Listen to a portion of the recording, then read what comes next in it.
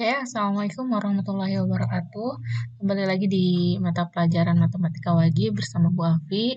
Jadi kali ini materi yang akan kita bahas adalah materi tentang jarak titik ke bidang ya. Jarak titik ke bidang, ingat. Nah, di materi ini kalian kan sebelumnya sudah tuh jarak titik ke titik ke titik, titik ke garis. Nah, titik ke garis itu gimana caranya? Kalian harus cari proyeksinya dulu kan, yang jatuh ke bagian dari garis itu dan harus syaratnya apa? Tegak lurus. Jadi 90 derajat. Kita lihat ya. Kalau di jarak titik ke bidang, ternyata juga sama berlaku seperti jarak titik ke garis. Jika suatu titik P terletak pada bidang alfa, ini P titiknya, ini bidangnya, bidang alfa, maka jarak antara titik P dengan bidang alfa adalah O. Adalah 0. Sedangkan titik P tidak terletak pada bidang alfa, maka jaraknya dapat ditentukan oleh langkah-langkah berikut.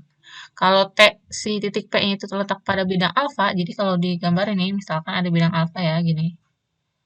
Jadi ini gambarnya nggak bagus. Pokoknya ini ada bidang alfa. Nah, titik P terletak pada bidang alfa kan artinya titik P itu ada di bidang alfa, entah dia di sini, gitu kan. Misalkan ini titik P. Pokoknya kalau terletak pada bidang itu gimana syaratnya? Berarti ada di bagian bidang itu kan. Atau di sini, misalkan P-nya.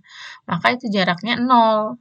Karena apa ya? Itu kan dia nempel di bidangnya. Tadi nih, adalah 0. Nah, kalau titik P-nya tidak terletak pada bidang, misalkan di sebelah sininya, sebelah sini. Nah, ini contohnya nih P-nya ada di sini. Maka jaraknya dapat ditentukan dengan langkah berikut. Ingat, langkah yang pertama, kalian harus bangun garis M. Kalian harus buat garis M dulu nih. Garis M, di mana garis M itu menghubungkan titik P ke bidang alfa. Yang mana M itu harus tegak lurus. Ingat ya, syaratnya sama kayak di titik terhadap garis. Dia harus tegak lurus. Nih, tanda kayak gini itu artinya tanda tegak lurus. Nih, tanda kayak gini. Artinya tegak lurus atau siku-siku. Karena dia kalau tegak lurus itu udah pasti siku-siku 90 derajat. Gini ya, M-nya harus tegak lurus dengan bidang alfa. Misalkan M tegak lurus bidang alfa di Q, jadi titik yang pas dia tegak lurusnya nih, titik proyeksi P ke bidang alfa itu ditandai dengan Q. Nah, tandain pakai Q. Atau kalau kalian mau tandai pakai P aksen boleh. Jarak titik P ke bidang alfa sama dengan panjang ruas garis PQ. Jadi kalau sudah tahu proyeksinya atau bayangannya di bidang alfa, maka jarak P ke bidang alfa itu dapat disimbolkan dengan garis PQ. Kalau kalian nyimbolin ini bayangannya pakai P aksen, berarti P ke P aksen gitu. Contohnya ya, ini penjelasannya, sorry. Nah, ini contohnya. Di sini ada punya kubus A, B, C, D, E, F, G, H. Panjang lurusnya 4, ingat-ingat 4. Titik P dan M berturut-turut merupakan titik tengah. P dan M berturut-turut titik tengah dari rusuk HG dan EH. Lukiskan dan tentukan jarak. Oke, karena kita belajar tentang jarak titik ke bidang, makanya kita fokusin ke titik bidang dulu ya, karena pembahasannya agak panjang. Nanti yang lainnya nih, bisa kalian pelajari sendiri. Titik P ke AC, titik M ke AC. Ini kan titik ke garis. Titik ke garis ini titik ke titik. Titik ke titik, titik ke garis, titik ke garis. Nah, yang ini nih. Kita fokus ke yang C.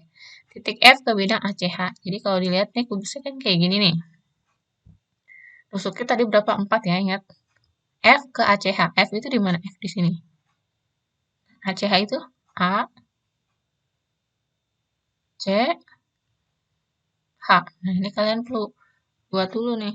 Nah, tarik-tarik ini. Dia bidangnya berbentuk apa kalau ACH? Karena ada 3 buah titik, otomatis dia bentuknya segitiga ya. Jadi kalian diminta mencari jarak titik ini ke bidang ACH. Kita lihat langsung pembahasannya, penyelesaiannya. C. Ini dia. Titik F ke bidang ACH. Ini yang akan kita bahas. Highlight dulu. Oke. Tadi ya, ini udah digambarkan nih di sini. ACH ini F-nya.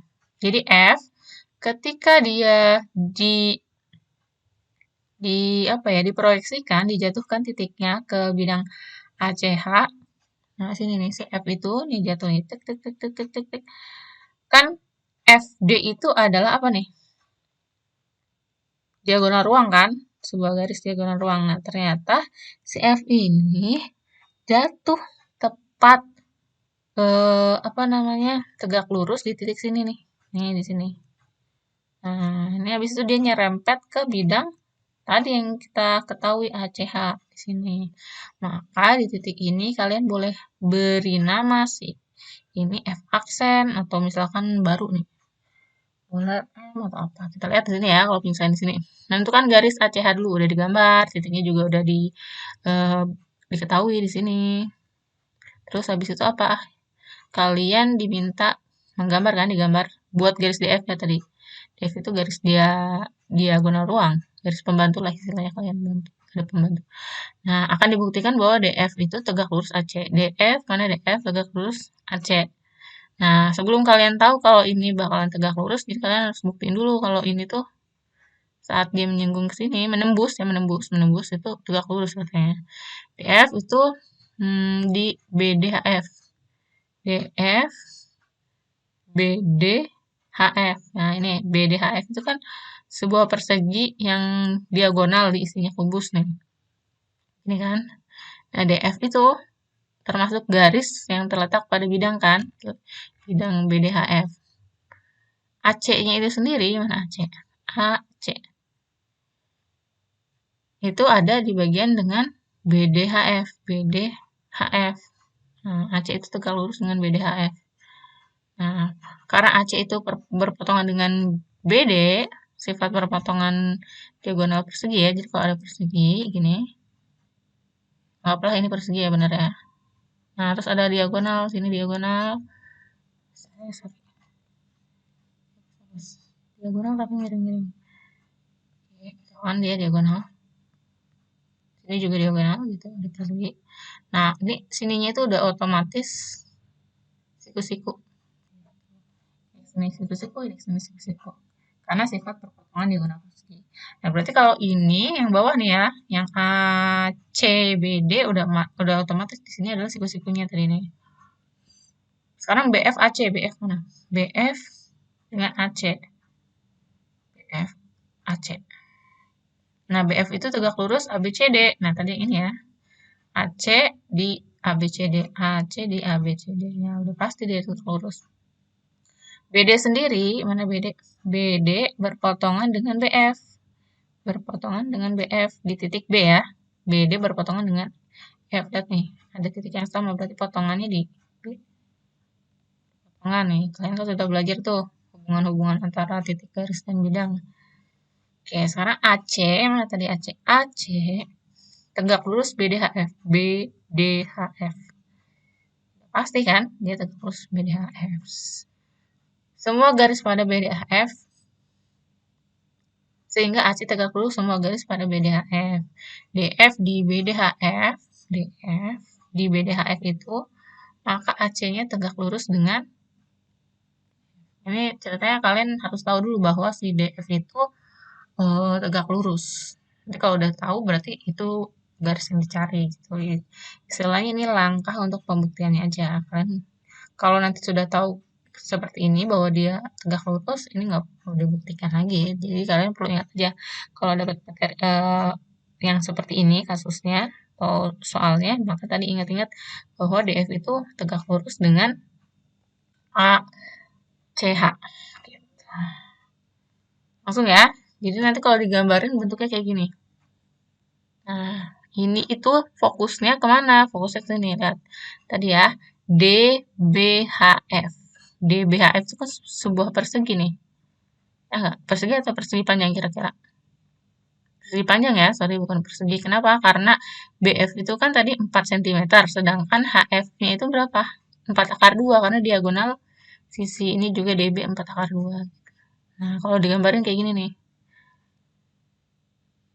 AC berpotongan dengan AH di ACH. Sehingga DF itu, mana DF? Tegak lurus ACH. Tadi DF tegak lurus dengan ACH. ACH itu yang tadi ya, segitiga ini.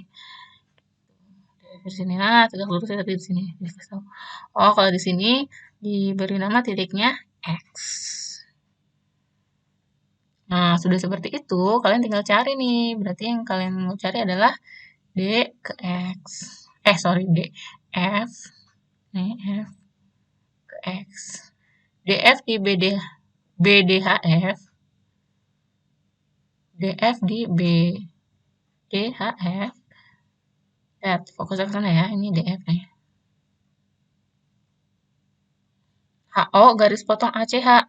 HO garis potong ACH. Ya, benar. Karena kan tadi sesuai dengan ininya. Garis bentuk garisnya.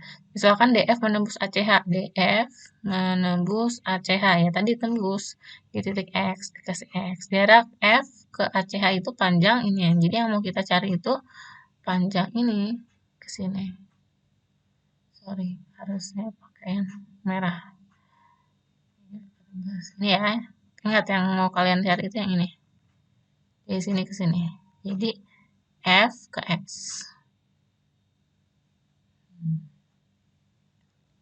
Panjangnya Fx. Kita lihat nih, fokus ke segitiga DOX. DOX. Gitu. Dan FHX. FHX. Fokusnya ke sini katanya. Segitiga DOX.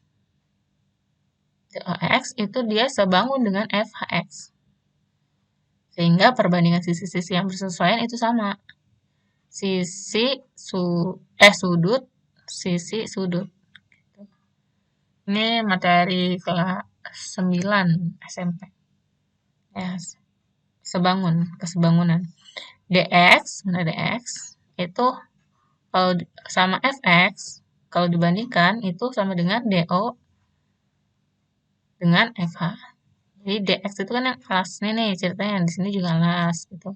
Ini yang miringnya, ini miringnya gitu. Nah, kalau mau cari fx ya tadi masukin di sini nih. Nih ya dari sini. Nah, fx-nya gini, tukeran kali silang. Jadi kalau di sini kan fx sama dengan kali silang nih. dx kali fh. dx kalikan dengan fh.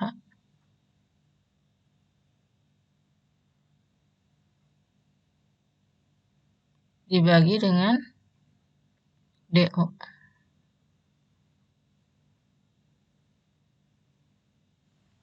dx berapa? Kita lihat dx berapa? dx itu tadi ya, kita tahu nggak berapa? Masukin ke situ. Nah, FH-nya berapa? FH kalau dilihat tadi di sini ya, bentuknya kan sini nih, FH. Diagonal apa? Diagonal bidang kan? Diagonal bidangnya 4/2. 4/2. Dibagi dengan DO. DO kan ini ke sini. Nah, kalau digambar DO itu sini nih. Dari sini ke sini. Setengah dari diagonal bidang kan? Berarti 2/2. Setengah jadi 4/2. Nah, tadi DX tuh udah ketemu belum? DX, mana DX? DX. Sini.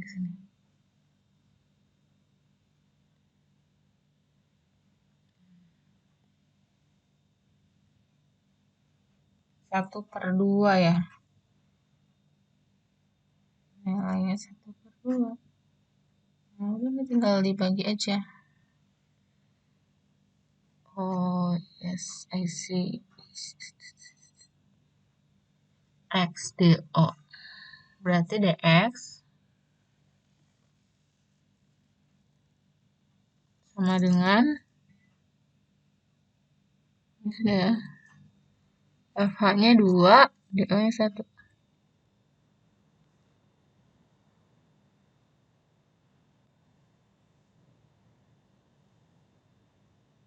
Dua per 3 DF. Oh, iya, sorry. Nah, ini dulu ya tadi ya. Efek itu kita ambil dari 2/3 DF. Nih, 2/3 DF. Nah, ternyata jarak dari F ke X itu 2/3-nya DF. Jadi ini tuh kalau dibagi 3 gini bentuknya. Nah, sorry. Jadi kan ini sepertiga nih, DF itu ibaratnya satu nih, satu kesatuan. Nah, D ke X itu satu per tiganya. Ini ke sini. Terus, maka X ke F itu 2 per tiganya. Karena kan dua kotak nih.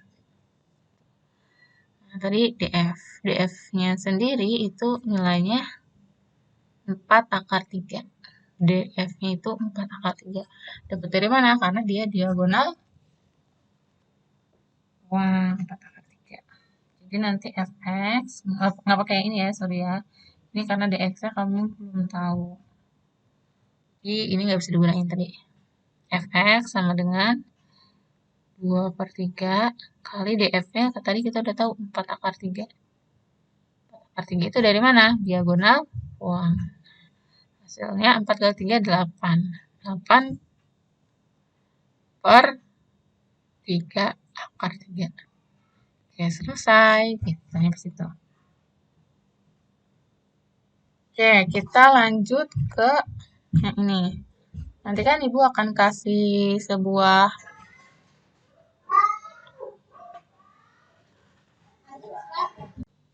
Oke, tadi itu adalah contoh penyelesaian yang pertama. Nah, ini contoh penyelesaian yang lainnya kalian bisa lihat di GeoGebra ya. Ini kalian bisa utak-atik sendiri nih.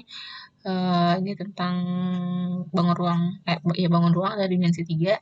Di sini ada 4 komponen. Ini panjangnya, ini lebarnya, ini tingginya, ini langkah penyelesaiannya, ini hal yang diukur.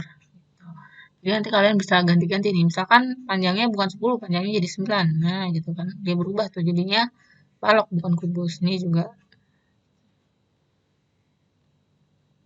kayak gitu ya tuh. Kubus dengan panjang rusuk 10. Kalau kayak gini misalkan 9. Kubus dengan panjang rusuknya 9. Nah, tadi kalau cara yang tadi kan kayak gitu tuh caranya. Sekarang gimana kalau kita ganti misalkan eh, R-nya, R-nya 10, panjang rusuknya 10.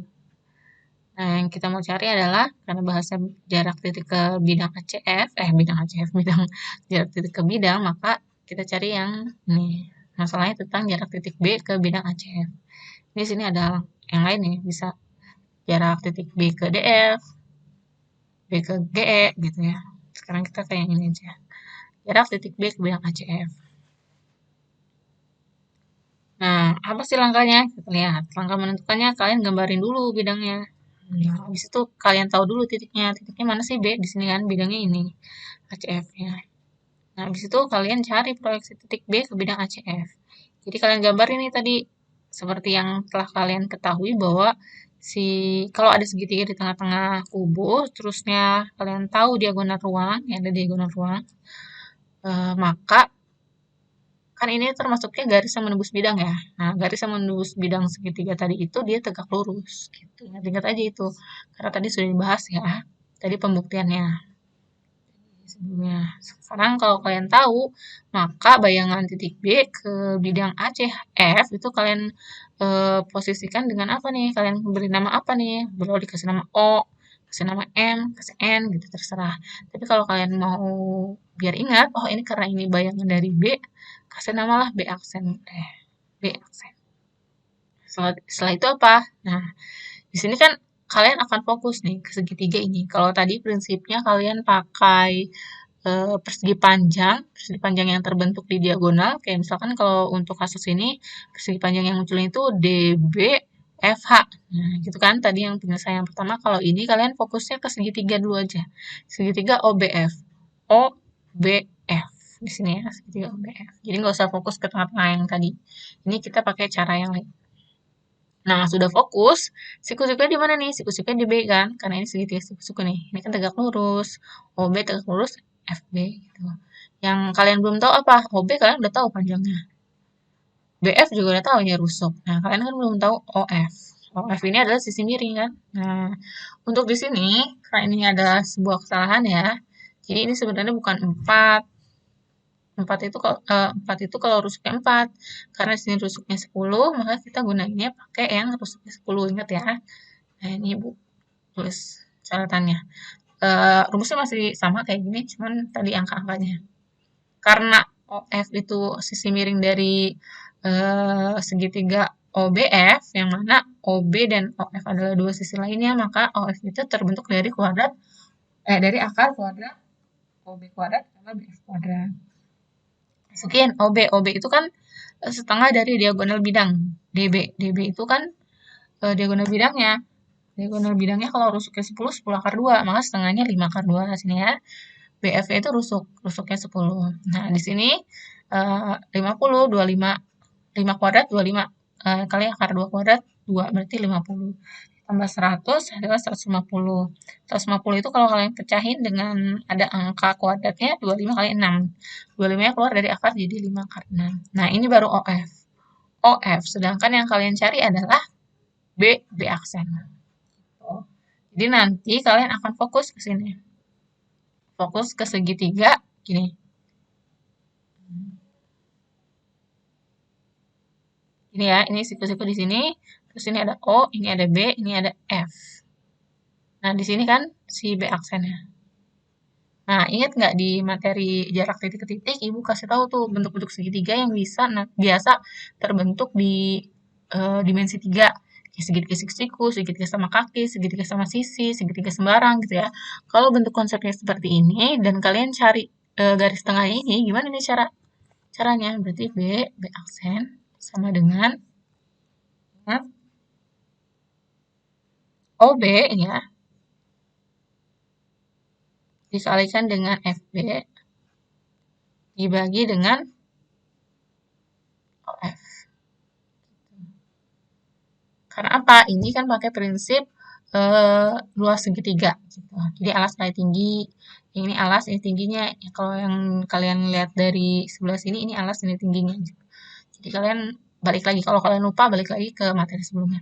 Oke, OB-nya kalian tahu tadi 5 akar 2. FB-nya kalian tahu 5. OF-nya kalian tahu tadi, hasil yang tadi ya. Sebelumnya tuh, berapa? 5 akar 6.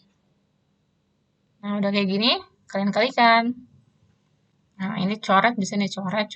Yang atasnya berarti 5 akar 2 per akar 6. Nah, biar akarnya hilang,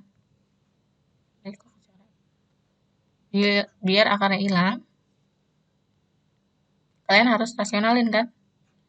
Oke, berarti kalikan dengan akar 6, akar 6.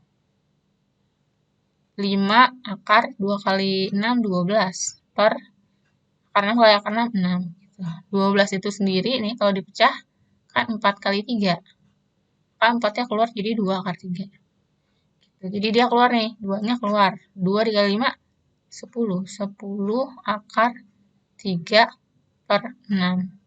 Atau, ini sampai sini sudah benar ya, sampai sini udah benar. Atau, lebih sederhananya lagi, 10 sama 6 bisa disederhanain sama-sama bagi 2, 5 per 3 akar 3. Nah, gitu. Dari sini, kalian sudah menemukan hasil akhirnya adalah 5 per 3 akar 3. Oke, sampai sini ya penjelasannya. Nanti kalian bisa tanya-tanya di grup diskusi di WhatsApp. Jadi kalau linknya nanti akan Ibu berikan. Mungkin tugas hari ini kalian akan mencatat aja dari video yang Ibu buat. Terima kasih semuanya yang sudah nonton. Ibu tutup dengan wassalamualaikum warahmatullahi wabarakatuh.